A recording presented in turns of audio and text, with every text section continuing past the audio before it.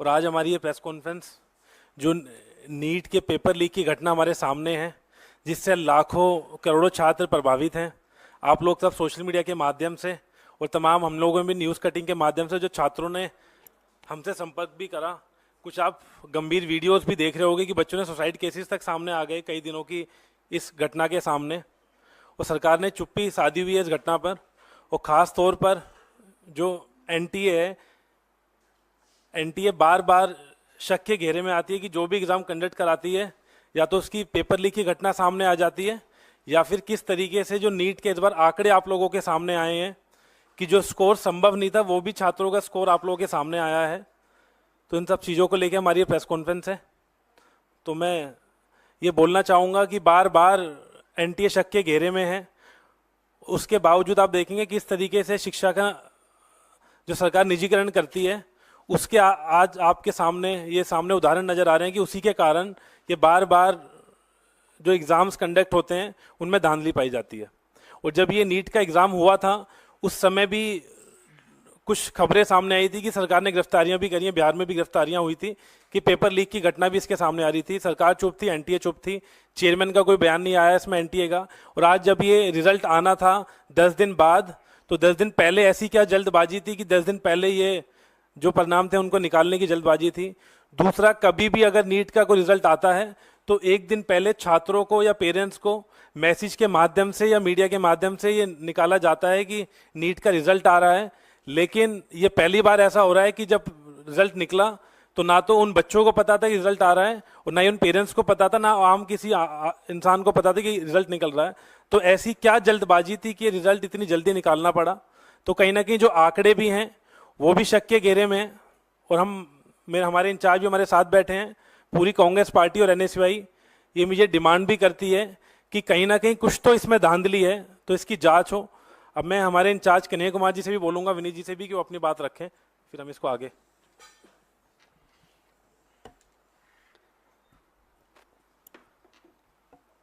Media के हमारे सभी साथियों, हमारे मीडिया विभाग के, कम्युनिकेशन विभाग के साथी विनीत जी और एनएसयूआई के राष्ट्रीय अध्यक्ष वरुण चौधरी जी, जैसा कि उन्होंने बताया आपको कि ये प्रेस वार्ता एक बहुत ही गंभीर विषय पर बुलाई गई है, जो अभी सामने आया है कि नीट के परीक्षा में एक बार फिर से धांधली हुई है। मतलब ये पहली बार नहीं हुआ है। और आप अगर इस देश में होने वाली परीक्षाओं को देखें तो लगभग अब ऐसी कोई परीक्षा नहीं है जिसमें धांधली नहीं हो रही है। मतलब विद्यार्थियों ने तो सोशल मीडिया पे ये लिखना शुरू कर दिया है कि एक बार फिर लीकेज सरकार, और बार बार परीक्षाओं में प्रश्न पत्र लीक होना, परीक्षा की जो तिथि है उसको बार बार बढ़ाना, और जो वैकेंसियां हैं उसको सही समय पे नहीं भरना, ये मामले लगातार उजागर हो रहे हैं। ये इस प्रेस वार्ता में हम लोग खासकर जो नीट एग्ज़ाम में धांधली हुई है उस विषय पर बात करने के लिए यहाँ उपस्थित हैं। मैं इसमें 2-3 बात आपसे जोड़ना चाहता हूँ आपके समक्ष।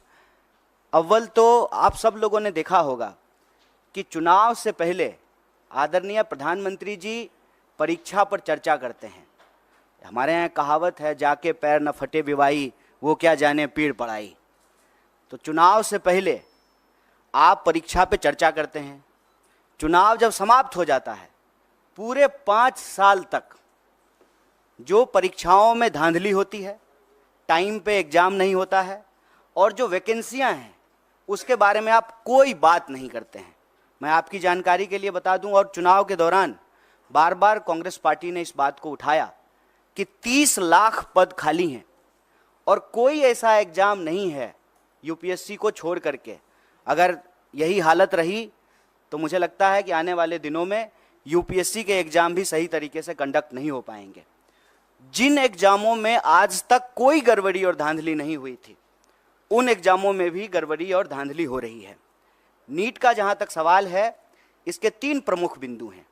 पहली बार लोग कहते हैं कि रैंक 1 2 लोग होगा, 4 लाख होगा। इस बार नीट के एग्जाम में जब आप उसके रिजल्ट को देखेंगे, 67 लोग जो है वो जो है फर्स्ट रैंकर हैं, और उसमें से 720 नंबर मिला है, मतलब 100% मार्क्स मिला है। जब इस सवाल को उठाया गया तो एनटीए के डायरेक्टर ने कहा कि ग्रेस दे करके जो है इनको हम फुल मार्क्स दे दिए हैं। तो उसके क्या नियम है, उसकी क्या ट्रांसपेरेंसी है, किस आधार पे जो है आपने 720 में से 720 दे दिया? और इस देश की सबसे प्रतिष्ठित जो मेडिकल इंस्टीट्यूट है एम्स, वहां पर 50, 60, 65 लोगों को एडमिशन होता है। अब आप ये समझ लीजिए कि जिनका रैंक 1 है, जिनको 100 में से 100 मार्क्स आया है, उनका भी एडमिशन एम्स में नहीं होगा। तो पूरी तरह से इन्होंने इस देश के एग्जामिनेशन सिस्टम को मजाक बना दिया है। कारण क्या है कि वही खुद अगर पढ़े होते, एग्जाम दिए होते, एग्जाम हॉल में बैठे होते, तो समझ में आता कि एग्जाम स्टूडेंट के लिए कितना इंपॉर्टेंट है, वैकेंसी स्टूडेंट के लिए कितना इंपॉर्टेंट है, एडमिशन होना स्टूडेंट के लिए कितना इंपॉर्टेंट है। पढ़ने लिखने वाले तो लोग हैं नहीं सरकार में, बस चुनाव के लिए, वोट के लिए परीक्षा पे चर्चा करते हैं, खुद तो परीक्षा दिए नहीं है। परीक्षा अगर दिए होते तो दर्द मालूम होता। और आप लोगों ने एक दर्दनाक वीडियो देखा होगा, एक लड़की छत से कूद करके आत्महत्या कर ली जब नीट का एग्जाम आया ठीक उसके बाद। और जब जब कहीं भी किसी भी एग्जाम में कोई गड़बड़ी हो रही है, इसका खामियाजा सीधे विद्यार्थी को भुगतना पड़ रहा है। आप सब जानते हैं, सरकारी आंकड़ा है, हमने अपने घर में नहीं बनाया है, 1 घंटे में 2 जवान इस देश में आत्महत्या कर रहे हैं। मतलब 24 घंटे में 48 नौजवान आत्महत्या कर रहे हैं। और लगातार ये जो परीक्षा का दबाव है, उसमें 3 बिंदु बहुत महत्वपूर्ण हैं। एक, समय पे एग्जाम का नहीं होना। दूसरा, अगर एग्जाम हो तो उसमें व्यापक पैमाने पे धांधली होना और प्रश्न पत्र का लीक होना। और तीसरा, जब प्रश्न पत्र लीक होता है, स्टूडेंट की तरफ से हंगामा होता है, स्टूडेंट कोर्ट जाते हैं, तो फिर एग्जामिनेशन को कैंसिल कर देना। ये पूरा का पूरा एक साइकिल बना हुआ है। और आप देश के किसी भी हिस्से में चले जाइए, जिसको हम लोग स्टूडेंट का सेंटर कहते हैं, अगर आप रांची, पटना, बनारस, इलाहाबाद होते हुए दिल्ली आएँ, फिर आप नॉर्थ से साउथ की तरफ जाएं, कोई भी ऐसा सेंटर जिसको हम स्टूडेंट सेंटर कहते हैं, हर जगह आत्महत्या की घटनाएं एक बहुत बड़ी समस्या बन चुकी है। राजस्थान में हमारी सरकार ने इसको गंभीरता से लिया और काउंसलिंग करने के लिए, हेल्प प्रोवाइड करने के लिए हमारी सरकार ने योजना बनाई। और आप सबने देखा होगा, इस बार के भी न्याय पत्र में हम भर्ती विधान लेकर के आए हैं। और भर्ती विधान में हम 3 बात प्रमुखता से कह रहे हैं। एक, सारी वैकेंसी भरी जाएगी, सारी वैकेंसी।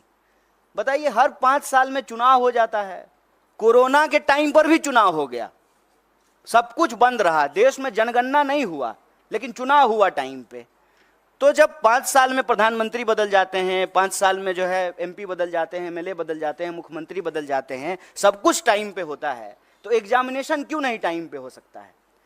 एग्जामिनेशन का ऑलरेडी एक कैलेंडर होता है, उस कैलेंडर के हिसाब से आप एग्जामिनेशन कंडक्ट कराइए। और दूसरा, बार बार जो प्रश्न पत्र लीक होते हैं, जो परीक्षा में धांधली होती है, उसमें हम एक नए करे कानून के प्रावधान की आवश्यकता महसूस करते हैं।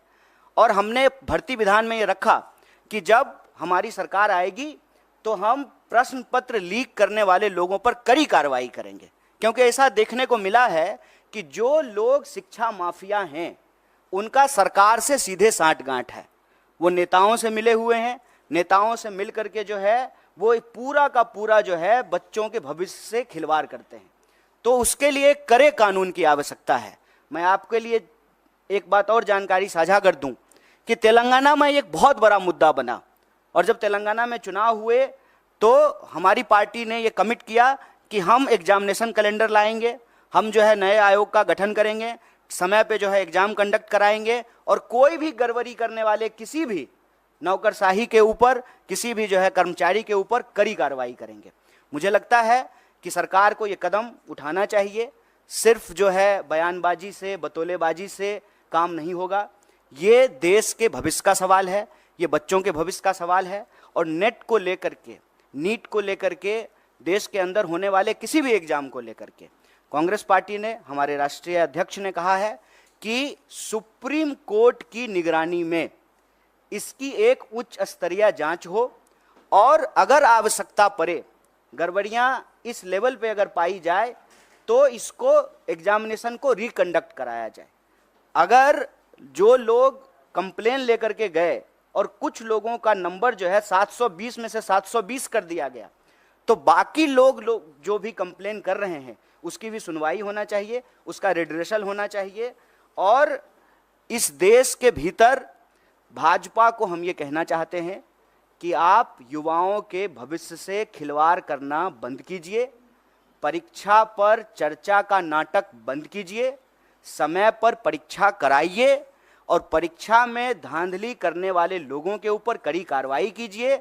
और इस देश के भीतर जितने भी रिक्त पद हैं उनको इमीडिएटली जो है आपको भरना चाहिए। और यह जो आपकी ध्यान भटकाओ योजना है, मैं कहता हूं कि देश की संस्थाओं को सरकार से अच्छी चीजें सीखनी चाहिए। सरकार से देश की संस्थाओं को गलत चीजें सीखने की जरूरत नहीं है। जैसे सरकार का काम है डाइवर्ट करना, उसी तरह से संस्थाएं भी जो है ध्यान भटकाओ योजना में संलिप्त हो गई है। एक सीधा सा प्रश्न है कि जब परिणाम आना था 14 तारीख को, तो आप 4 तारीख को परिणाम क्यों लेकर के आए हैं? कि पूरा देश जो है वो इलेक्शन रिजल्ट में बिजी रहेगा तो बच्चों की कौन सुनेगा? माँ बाप भी जो है टीवी पे बैठ करके इलेक्शन रिजल्ट देख रहे होंगे, तो जो रिजल्ट में गड़बड़ी हुई है उसके बारे में कौन सुनेगा? वो माँ बाप को जाकर के बताएंगे कि हमने अच्छा एग्जाम दिया है, हमने सारे पेपर जो है अटेम्प्ट किए हैं, तो माँ बाप भी कहेंगे कि नहीं इसमें तुम्हारी गलती है। लेकिन जब आप इस पूरे प्रोसेस को देखेंगे, विद्यार्थी की कहीं से भी गलती नहीं है, क्योंकि ट्रांसपेरेंट तरीके से एग्जाम नहीं कराया गया है। और साफ साफ एनटीए ने साफ साफ जो है इस बात से डिनाई कर दिया कि जो है पेपर लीक हुए हैं। जबकि पटना का एक कॉन्क्रीट एग्जाम्पल है कि कुछ सेंटर पर प्रश्न पत्र की लीक की शिकायत आई और पटना पुलिस ने लोगों को गिरफ्तार किया on record. Patna police paper leak करने के मामले में कुछ लोगों को गिरफ्तार कर रही है और एजेंसी कह रही है कि कोई प्रश्न पत्र लीक नहीं हुआ है। और मजेदार बात यह है कि 67 लोग वो रैंक 1 है। और उससे भी एक मजेदार बात जान लीजिए, एक ही लाइन में 12 लोग जो बैठे हुए हैं वो सबको रैंक 1 आया है। मैं समझ रहे हैं कि इनको भी रैंक 1, हमको भी रैंक 1, इनको भी रैंक 1।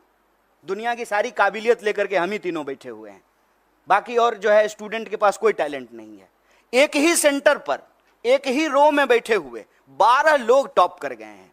और 100 में 100।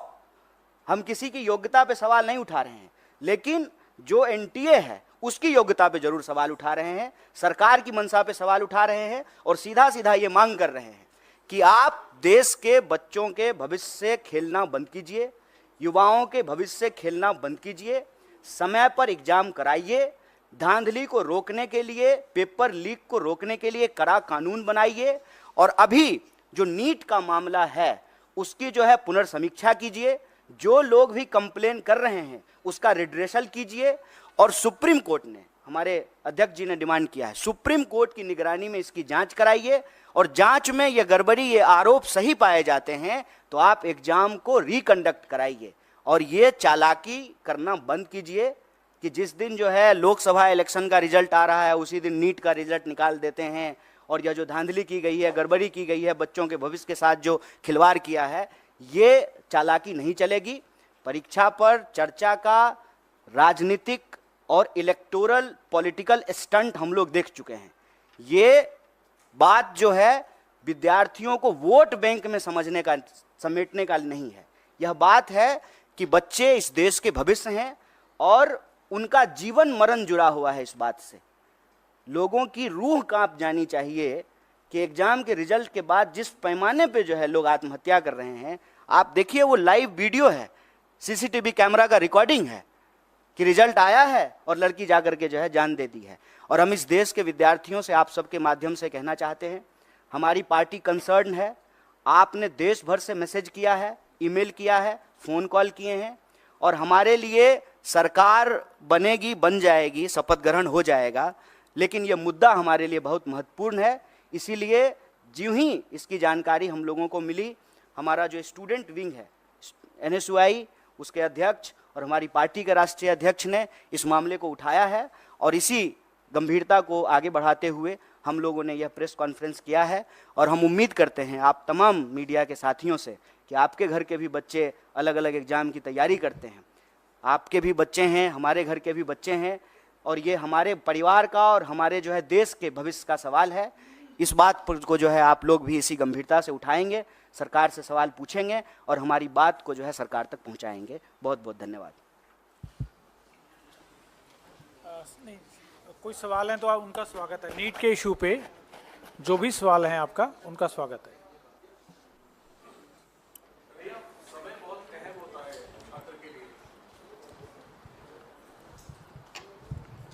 समय बहुत अहम होता है छात्रों के लिए और खासतौर पे उनके लिए जो प्रभावित हैं। जिस तरीके से गंभीर सवाल उठ रहे हैं, आप लोगों ने भी उठाया है, तो सुप्रीम कोर्ट मॉनिटर्ड जांच की मांग आपने की है। क्या कोई टाइमलाइन आप लोग अपनी तरफ से चाहते हैं कि इतने दिनों में ये जांच पूरी हो और इसको लेकर के स्थिति स्पष्ट हो? अगर दोबारा परीक्षा करवानी होगी तो उसमें भी काफी समय लगेगा, इस पर आप कुछ कहना चाहेंगे? जैसा कि आप पढ़े लिखे आदमी हैं, खुद ही एग्ज़ाम दिए हैं, तो आपको तो मालूम है, तो अब सब लोग यहाँ पढ़े लिखे लोग हैं, एग्ज़ाम देते रहे हैं। ये जो वक्त है, ये एग्ज़ाम का रिजल्ट आने का वक्त है और जुलाई से लगभग देश में हर कोर्स का नया सेशन शुरू हो जाता है। हम खुद पढ़े लिखे हैं तो हमको अनुभव है। हमको लगता है कि इसको जल्द से जल्द करना पड़ेगा, क्योंकि अगर इसको जल्द से जल्द नहीं करेंगे तो फिर सेशन लैप्स कर जाएगा। और ख़ास करके हम बिहार से पढ़ के आए हैं, तो हमारे यहाँ ग्रेजुएशन जो है 3 साल का 5 साल में होता है। इसी चक्कर में कि सेशन जो है मान लीजिए 7-10 का है, जुलाई से पहले रिजल्ट नहीं आया तो 10 से 12 का जो एमए का सेशन है उसमें एडमिशन नहीं हो पाएगा। तो समय बहुत महत्वपूर्ण है। इसीलिए इस बात की गंभीरता को समझते हुए इमीडिएटली हम लोग इस सवाल को उठाए हैं और सिरे से आउटराइटली री एग्ज़ाम की बात नहीं कर रहे हैं। हम भी उस वक्त की नज़ाकत को समझते हुए ही यह बात कह रहे हैं, लेकिन जो लोगों की शिकायत है उसको इमीडिएटली जो है उसको एड्रेस किया जाए। और सुप्रीम कोर्ट अगर चाह लेगी तो बताइए, रात को 12 बजे जो है कोर्ट खोल करके लोगों को बेल दिया जा सकता है, तो क्या इस देश के बच्चों के भविष्य के लिए जो है तुरंत जांच नहीं हो सकती है? इसके लिए तो बस इच्छा शक्ति की ज़रूरत है और प्रायोरिटी की ज़रूरत है। अब प्रायोरिटी डेमोक्रेसी की अगर सिर्फ यही है कि जो है कौन किधर आया, कौन किधर गया, कौन किसको समर्थन दिया, कौन किसको समर्थन नहीं दिया, अगर यही शोरगुल चलता रहेगा, और मैं इसीलिए टाइमिंग पे सवाल उठा रहा हूँ कि जानबूझ करके 14 का रिजल्ट 4 को निकाला गया है। पता है कि 4 को जो है देश में इतना बड़ा चुनाव हुआ है, पूरा देश जो है उस डिस्कशन में बिजी हो जाएगा। 4 तो छोड़िए, देश तो 1 तारीख से ही बिजी हो गया था। एग्जिट पोल पे ही जो है डांस ऑफ डेमोक्रेसी हो रहा था, तो अभी भी जो है वही चल रहा है। तो हेडलाइन में इसको जो है प्राथमिकता मिलेगी नहीं, लेकिन हम कहते हैं कि डेमोक्रेसी तो लोगों से ही बनता है ना, और हम सबका, आपका, हमारा, सबका भविष्य तो हमारे बच्चों से है। अगर हमारे बच्चे परीक्षा के दबाव में आकर के, जिसमें उनकी कोई गलती नहीं है, आत्महत्या कर रहे हैं, इससे दर्दनाक बात क्या हो सकता है? और इससे ज़्यादा ज़रूरी बात भी कुछ नहीं हो सकता है। इस पर जो है तुरंत कार्रवाई करनी पड़ेगी, क्योंकि सेशन शुरू होने वाला है। तो ये सारी प्रक्रिया जो है तुरंत शुरू करना पड़ेगा। 24 लाख से ज़्यादा स्टूडेंट जो हैं वो एग्ज़ाम में अपीयर हुए हैं।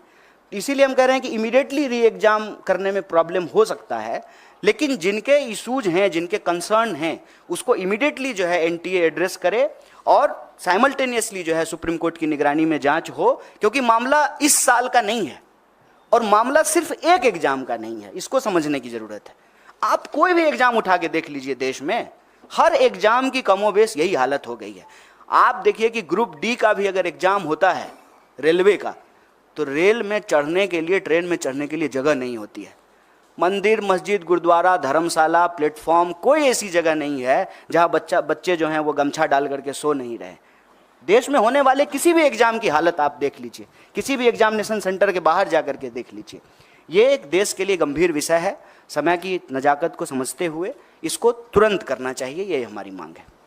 सर, मेरे एक सवाल है कि आप लोगों ने प्रॉमिस किया था अपने मैनिफेस्टो में कि आप लोग इसके अगेंस्ट जो है स्ट्रिक्ट एक्शन लेंगे, लॉ भी बनाया जाएगा, लेकिन क्योंकि अब इंडिया ब्लॉक की सरकार नहीं आएगी है, तो क्या आप लोग किस तरीके से एनडीए पर इस बात का दबाव डालेंगे? क्या आप सड़कों पर जाएंगे या फिर कोर्ट में आप लोगों की तरफ से भी इसकी कोई अपील की जाएगी? देखिए, एक अव्वल तो ये जान लीजिए कि विद्यार्थी इस देश के किसी राजनीतिक पार्टी या राजनीतिक दल के मोहताज नहीं हैं। और मैं आपको पीछे हुए 4-5 आंदोलनों का एक उदाहरण दे सकता हूँ। कोई लीड नहीं कर रहा था, चाहे एसएससी का मामला हो, अग्निपथ का मामला हो, किसी भी एग्जाम में जो गड़बड़ी हुई है या गलत नीति सरकार लेकर के आई है, उसको कोई पॉलिटिकल पार्टी लीड नहीं कर रही थी। साइमल्टेनियसली जो है, क्योंकि जिसका जीवन उससे जुड़ा हुआ है, जिसका पूरा का पूरा भविष्य उससे जुड़ा हुआ है, उसके पास सड़क पर निकलने के अलावा कोई रास्ता नहीं बचता है। तो पॉलिटिकल पार्टी के मोहताज नहीं है। लेकिन उन विद्यार्थियों को हम ये कहना चाहते हैं कि इस देश की जिम्मेदार विपक्ष होने के नाते, इस देश की सबसे बड़ी विपक्षी पार्टी होने के नाते, इस देश का one of the biggest student organisation के बिहाफ पर हम आपको कह रहे हैं कि स्टूडेंट को हम साथ देंगे। और हमारे लिए एक गंभीर विषय है, चुनाव पर चर्चा करने की बजाय, सरकार बनेगी कि नहीं बनेगी इसकी चर्चा करने की बजाय, अगर हम नीट के सवाल को प्राथमिकता दे रहे हैं तो आप हमारा कंसर्न समझ सकते हैं। हमारी सरकार नहीं बनी है, ठीक बात है। हमारी सरकार अगर बनी होती तो ये प्रेस कॉन्फ्रेंस करने की ज़रूरत ही नहीं पड़ती। हम प्रेस कॉन्फ्रेंस तो इसीलिए किए हैं ना कि आप लोगों के माध्यम से हमारी बात सरकार तक पहुँचे और हम इस देश के विद्यार्थियों के बिहाफ पर जो उनके डिमांड हैं वो सरकार तक पहुंचाने की जोरदार तरीके से कोशिश कर रहे हैं। सर मेरा सवाल ये है, प्रदर्शन के मामले में आपको मैं बता दूं, ऑलरेडी कई जगह पे प्रोटेस्ट हो रहे हैं। हमारा जो है, हमने जो कंसर्न स्टूडेंट्स हैं उनसे बात की, उसमें से कुछ लोग ऑलरेडी कोर्ट मूव कर गए हैं। तो जब वो ऑलरेडी जो है पेटिशनर बन गए हैं तो हम लोगों को जो है उन्हीं के साथ हैं। हम लोग जो है अलग से पेटिशनर नहीं बन रहे हैं, उनके साथ रहेंगे। और दूसरा ये कि हम तुरंत जो है एनटीए के साथ जो है एक डेलीगेशन भी मिलेगा और जो विद्यार्थी आंदोलन कर रहे हैं उनके साथ हम पूरी तरह से खड़े हैं और हमारा पूरा नैतिक समर्थन है। सर लगातार जिस तरीके से नीट के एग्जाम में हम देख रहे हैं गड़बड़ी हुई है, इसमें बहुत सारे ऐसे बच्चे हैं जिनके पास टाइमिंग का इशू रहा होगा, जो एग्जाम के लिए अपीयर किए होंगे, काफ़ी सालों से भी कर रहे होंगे, तो उनकी भी कुछ मांगी होंगी, उसके लिए आप क्या कुछ कहना चाहेंगे? देखिए, वैसे आप अगर इस देश में परीक्षा संबंधित किसी धांधली या गड़बड़ी को देखेंगे तो कंसर्न समूह बन जाते हैं। क्योंकि हम लोग तो एक एग्ज़ाम की बात करते हैं, लेकिन जब रियल ग्राउंड पे जा कर के अपीयर होने वाले स्टूडेंट को देखेंगे, ग्रुप और क्राइटेरिया को देखेंगे, तो अलग अलग तरह की जो है वस्तु स्थिति उत्पन्न हो जाती है। मान लीजिए जिनका लास्ट अटेम्प्ट है या जिनका एज का बात है, तो उनका रहता है कि हम री एग्ज़ाम कराएं। हम इसको लेकर के अपनी तरफ से कोई बात नहीं कह रहे हैं, जो विद्यार्थियों की तरफ से मांग आ रही है उसी को रीइटरेट कर रहे हैं।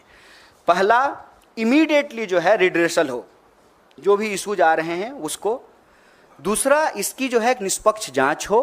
और तीसरा कि अगर ये पाया जाता है कि इसमें गड़बड़ी हो तो री एग्ज़ाम हो। इसके 3 स्टेप्स जो है हम लोग ले रहे हैं।